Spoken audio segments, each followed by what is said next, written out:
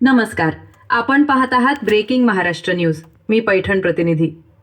बँकेशी संबंधित कोणतीही महत्त्वाची माहिती अथवा पासवर्ड मोबाईलमध्ये साठवू नका.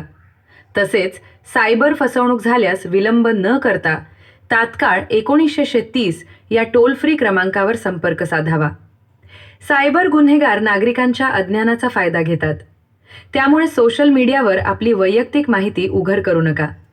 तसेच मोफत लॉटरी, बक्षीस, इंटरनेट डेटा किंवा कोणत्याही अनोळखी लिंकला क्लिक करू नका, असे आवाहन पैठणचे पोलीस निरीक्षक महादेव गोमारे यांनी केले.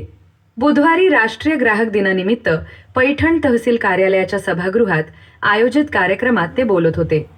हा कार्यक्रम अखिल भारतीय ग्राहक पंचायत आणि तहसील कार्यालय यांच्या संयुक्त विद्यमाने पार पडला.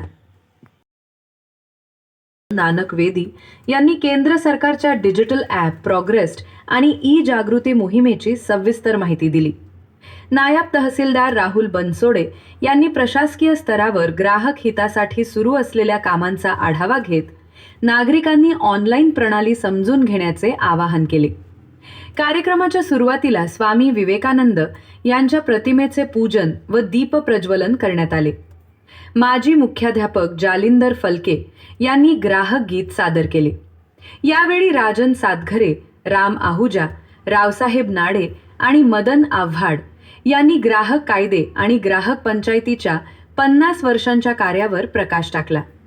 या कार्यक्रमास उमेश परदेशी, मनोज लोहारे, रावसाहेब आडसूळ, शुभम वेदी, नागेश खोडवे, अश्विन गोजरे, राहुल कामशेट्टी, रामकृष्ण जमादार, विष्णू सोनार, शेख रईस यांच्यासह तहसील कार्यालयातील कर्मचारी व नागरिक मोठ्या संख्येने उपस्थित होते.